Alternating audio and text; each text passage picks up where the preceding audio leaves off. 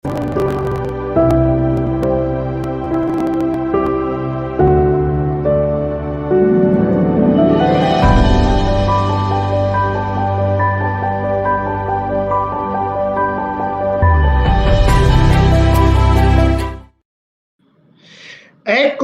buongiorno a tutti, ore 14:01, buongiorno, ripartiamo dal dono, la nostra trasmissione, la trasmissione di Fondazione Banca degli Occhi che parla di dono, che parla di cultura, di donazione, che incontra i testimonial e i protagonisti di questo mondo. E oggi abbiamo due graditissimi ospiti, andiamo all'ospedale di Treviso ad incontrare Ennio Nascimben e Patrizia Ferian. Eccoli qui collegati. Ciao Ennio, ciao. Ciao Patrizia. Buongiorno a tutti, ciao. Ciao, buongiorno.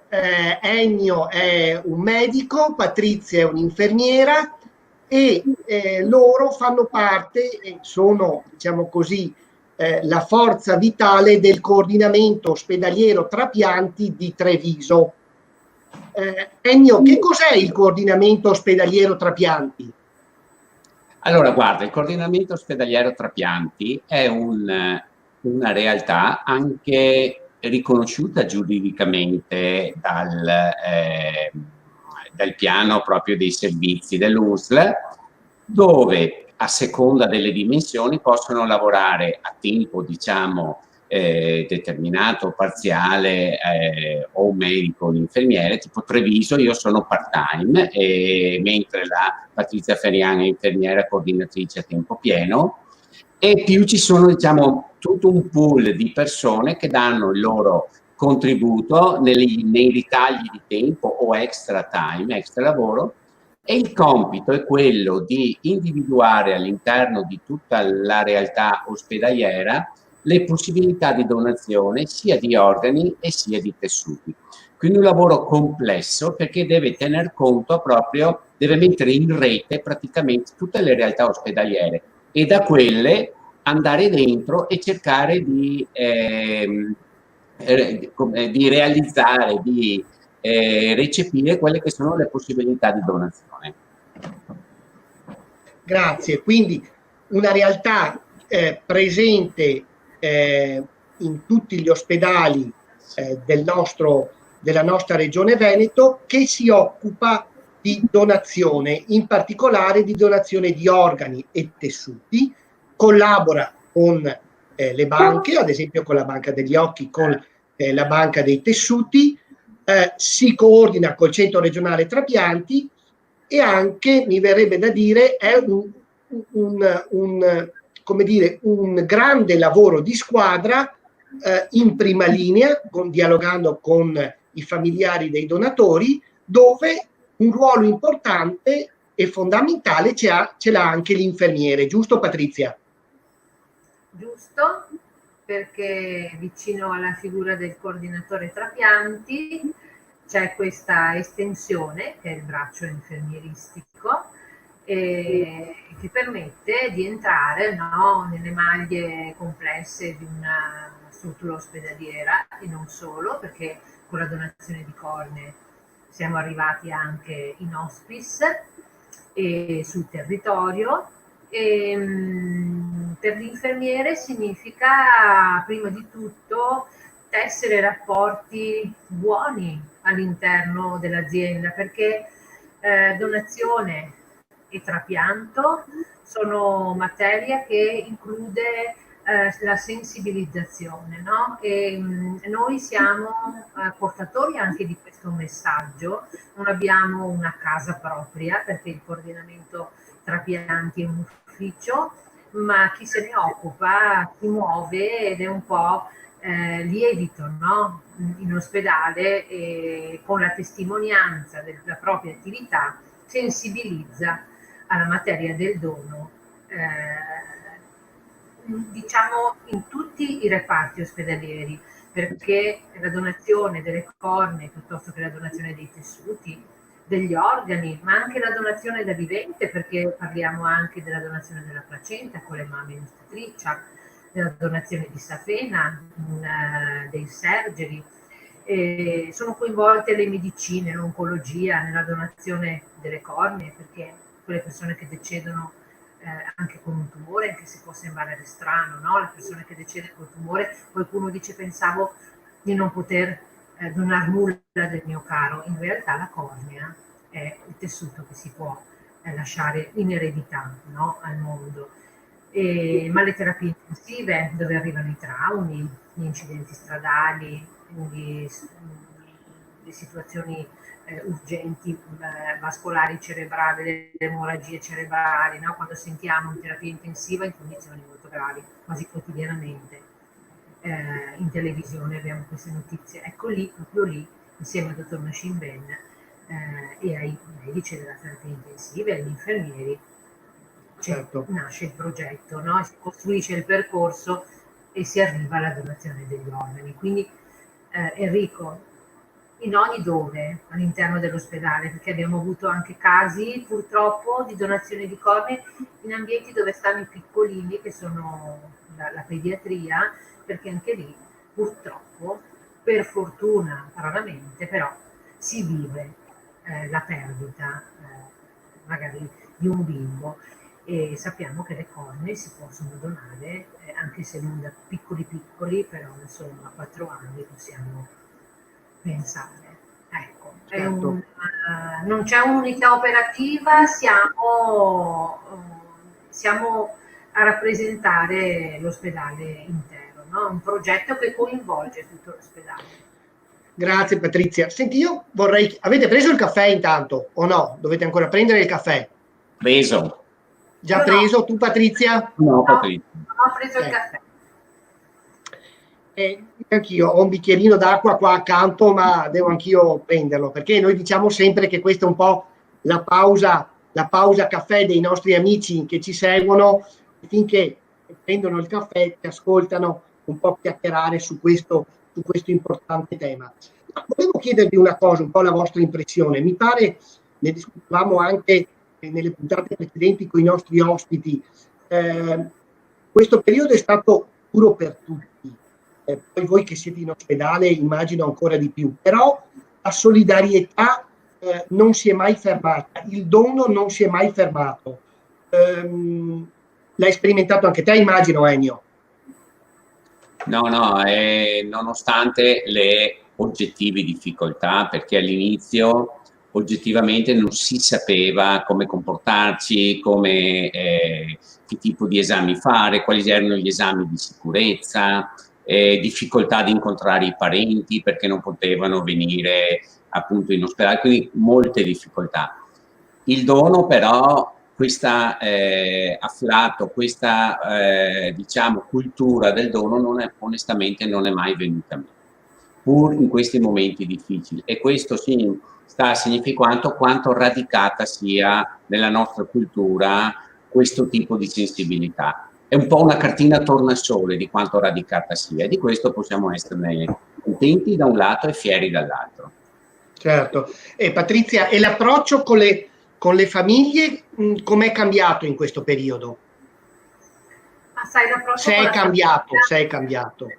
diciamo, non è cambiato l'approccio con le famiglie, nonostante la difficoltà che ha visto tutti noi, insomma, impegnati anche nella validazione poi di quelli che sono tessuti che in un momento è stato così difficile, purtroppo in alcuni casi ci ha fatto abbandonare, no, il caso.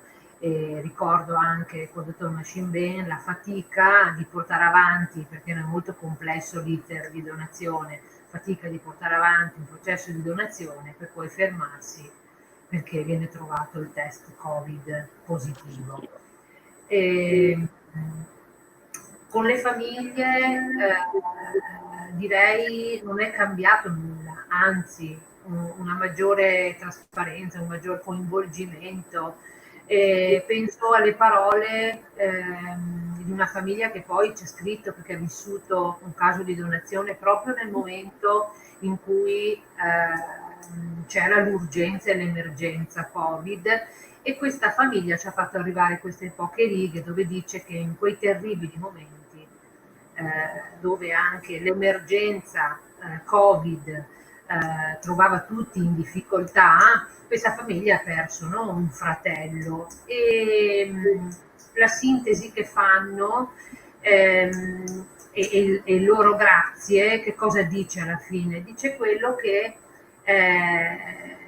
un po' quello che noi tutti vorremmo nei momenti di difficoltà, e dice, e ringraziano soprattutto per la comprensione, per la gentilezza, per l'empatia, per l'aiuto che hanno ricevuto in quei momenti già difficili per l'emergenza e che li hanno visti perdere una persona cara. Quindi questa formula io credo, Enrico, sia la formula magica, no? È quello di cui tutti noi abbiamo bisogno nei momenti difficili. Certo, io ho altre due domande per voi. Allora, per Ennio, domenica scorsa è ripartito il campionato. Quanto importante è il gioco di squadra nel tuo lavoro? Mentre per Patrizia, se dico la parola fiducia, che cosa ti viene in mente? Allora Enrico, anche tu giochi a calcetto come me. E quindi il gioco di squadra è fondamentale. Gioco di squadra che vuol dire, da un lato, avere la stessa sensibilità e la stessa forza per raggiungere gli obiettivi che la squadra si prefigge. E quindi il gioco di squadra è una specie di sinergia tra energie che vanno nella stessa direzione. E qua il gioco di squadra è fondamentale perché si inserisce in un contesto già di carenza di risorse, di carenza di personale, eccetera. E quindi a volte è un di più che si chiede, e questo richiede delle motivazioni e un senso etico molto forte. E questo nella nostra realtà, in qualche maniera, da quelli che ci hanno preceduto, dalla cultura dell'insieme, è stato costruito, e noi in un certo senso ne raccogliamo i frutti. E quindi, bene, sono orgoglioso di raccogliere questi frutti. Insomma. Grazie Ennio. Patrizia? La parola fiducia. Fiducia è la fiducia che ho in Ennio, la fiducia che ho in Enrico. La fiducia è un processo lento e presuppone conoscenza e condivisione, in questo caso del progetto ambizioso che abbiamo, no? Della donazione delle cornee. Ma se dico fiducia penso anche a quella necessità che questo processo sia veloce, perché con i familiari la conoscenza, no, il processo della conoscenza non è lento, ma l'autenticità e la tensione che abbiamo, no? Forse quella necessità di trasmettere a quelle persone che siamo lì per loro in maniera autentica permette appunto che la fiducia loro la avvertano in tempi molto più brevi, ed è il là, perché se tu non ti fidi della persona che hai di fronte, diventa difficile consegnare quella cosa preziosa che è una parte della persona che stai lasciando. E anche qui il meccanismo della fiducia passa attraverso regole d'oro, che sono l'accoglienza, l'ascolto, la vicinanza, la condivisione, questa presenza delicata, Enrico, perché sono persone che non conosciamo, ma che è sempre commovente vedere che poi alla conclusione di tutto magari ti chiamano per nome, anche se magari ci siamo conosciuti un'ora prima. Questa è la fiducia, questa pillola di fiducia che cerchiamo di far ingerire, no? Per una cosa buona, quella che stiamo facendo. Bene, abbiamo parlato di fiducia, abbiamo parlato di gioco di squadra, e naturalmente voi siete proprio cari colleghi, cari amici che lavoriamo insieme da tanti anni, ma da tanti anni lavoriamo anche insieme a una collega che non poteva mancare oggi con il suo collegamento, essendo noi ospiti a Treviso. È con noi anche Daniela Vici, responsabile comunicazione e formazione della Banca dei Tessuti di Treviso. Ciao, ciao Daniela, ciao benvenuta. Enrico, ciao a tutti, grazie dell'invito. E hai ragione, Banca Tessuti Treviso non poteva mancare a Treviso, cioè Treviso per noi, soprattutto il coordinamento, è stato il pilastro, il punto di partenza di tutto, e quindi se noi ci siamo oggi lo dobbiamo in gran parte a Treviso, al coordinamento di Treviso, quindi ancora grazie per tutto. Come state? Bene? La Banca dei Tessuti non si è mai fermata, giusto in questo periodo, vogliamo ricordarlo? Anche ai tempi del coronavirus siamo riusciti in qualche modo a superare le vette più impervie e siamo riusciti a garantire in modo particolare tessuti, soprattutto per le grandi urgenze, perché la particolarità di Treviso è quello che si distribuisce non solo per diciamo, gli interventi chirurgici in elezione, ma anche soprattutto per le grandi urgenze. Quindi siamo riusciti in qualche modo a garantire, quando Patrizia ha parlato della placenta, siamo riusciti a garantire membrana amniotica per i centrustioni, quindi per noi è fondamentale questa cosa. Siamo riusciti a garantire valvole, siamo riusciti a garantire vene safene, quindi tessuti, come vedete, fondamentali, come sapete, fondamentali e di grande importanza. Quindi nonostante questo abbiamo superato le grandi difficoltà, non perdendo però mai di vista la sicurezza sia degli operatori, perché gli operatori naturalmente erano coinvolti e non hanno mai smesso di lavorare, sia per il paziente, naturalmente fondamentale. Grande supporto è stato il centro regionale, il centro nazionale, che ci davano disposizioni, linee guida, e quindi noi salutiamo. Quindi fondamentale è stato quel supporto, il supporto degli esperti, dei tecnici, che in qualche modo davano le direttive e noi riuscivamo in qualche modo a superare anche gli ostacoli. Quindi questa cosa è stata per noi veramente, ricollegandomi anche al gioco di squadra, sempre una squadra veramente ad ampio raggio. Bene, Ennio, in questo periodo come l'hai vissuto tu, questo periodo di lockdown? Lavorando in terapia intensiva, immagino. Sì, perché grossa parte del mio lavoro è la terapia intensiva. Allora, l'ho vissuto così. Ho dormito in camere separate. Alla notte facevo gli incubi e lavoravo dalle 8 di mattina alle 8 di sera, con tensioni. Ogni volta bisognava reinventare una modalità di lavoro che desse tranquillità e sicurezza, perché alle volte enfatizziamo il lavoro dei medici, degli infermieri, del personale sanitario, ma in realtà c'è gente che aveva paura, c'è gente che soffriva, c'è gente che non si sentiva sicura, e quindi mediare tutte queste forze per me è stato impegnativo, e un pochino ci ho rimesso anch'io, perché per me è stato un periodo pesante, ecco. Pesante. Però insomma sono qua, quindi bene.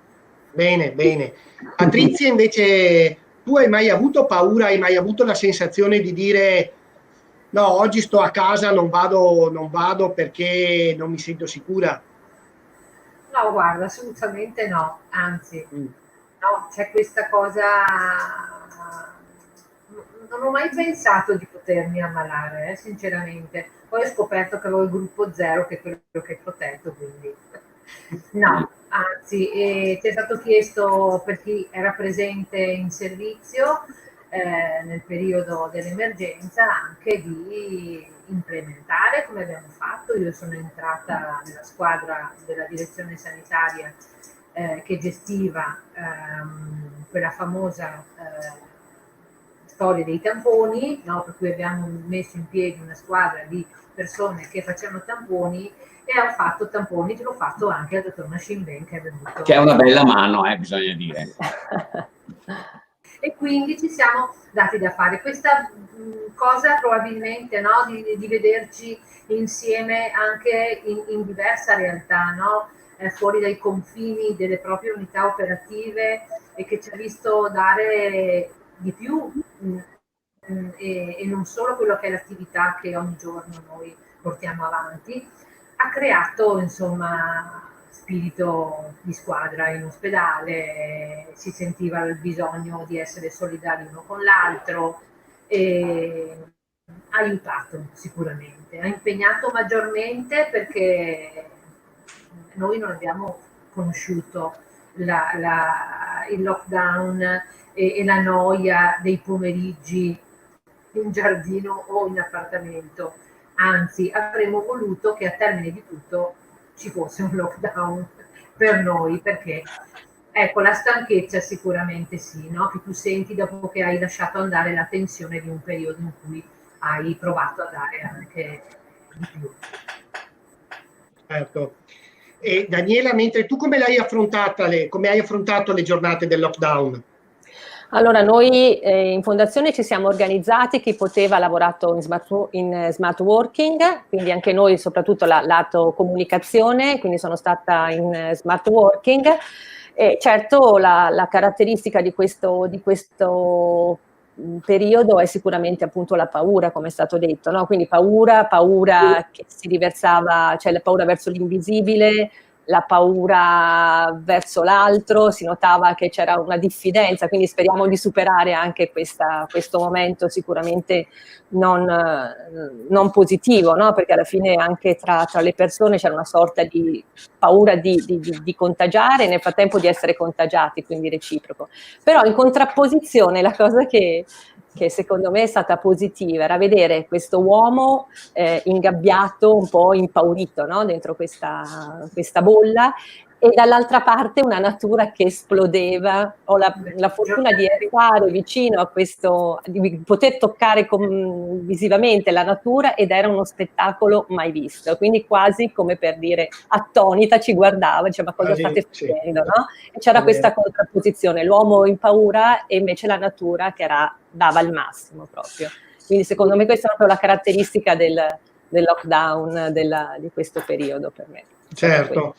Ecco, noi abbiamo intitolato questa nostra diretta live "Ripartiamo dal dono", e adesso voi da dove ripartite? Ennio? Beh, noi non ripartiamo perché non ci siamo mai fermati, quindi continuiamo sempre facendo del nostro meglio, come abbiamo sempre fatto, e creando sempre più rete e cultura verso il dono. Matti? Guarda, sì, non ci siamo davvero mai fermati, anzi è stata una corsa in questo periodo. Continuiamo con uno spirito anche se possibile rinnovato, no? Perché questo periodo difficile ci ha fatto riflettere e abbiamo utilizzato strumenti che magari prima utilizzavamo in parte, no? Anche questa comunicazione virtuale, questa necessità di trasmettere a chi non avevamo la possibilità di toccare, perché ci siamo visti tutti allontanati uno dall'altro, no? E questa intensità nel comunicare e nel trasmettere vorrei che fosse la stessa intensità che rimane, no? Anche per trasmettere alle famiglie che noi ci siamo per loro e che il dono è importante ed è più quello che ricevono in cambio nel momento in cui dicono sì, che quello che lasciano, no? Questa eredità, come ho detto prima, preziosa che rimane nel mondo. Quindi continuiamo a comunicare con energia, questa energia nuova. Dani? Noi da dove ripartiamo, Enrico? Noi che proprio ci occupiamo di comunicazione, e quindi sicuramente un adattamento dei nuovi strumenti che per fortuna ci sono a disposizione. Io spero sempre di riuscire a superare, che quanto prima si superi questo momento e poter riuscire ad avere i contatti non solo virtuali, ma continuare a mantenere contatti umani, però in qualche modo non arrenderci e sfruttare al massimo gli strumenti che abbiamo a disposizione. Quindi innanzitutto complimenti anche per questa vostra iniziativa, che sicuramente vuol dire che appunto non ci si ferma, ci si trasforma, quindi riuscire a trasformarsi al massimo per poter poi non perdere mai la meta e continuare sempre verso quella direzione, con strumenti nuovi, modalità nuove, e non è detto che poi siano peggiori, esatto, sicuramente diverse, quindi sempre avanti, dritti verso la meta. Bello. Bel messaggio. Ma vi vorrei raccontare brevissimamente una storia che ho sentito questa mattina che mi ha molto commosso.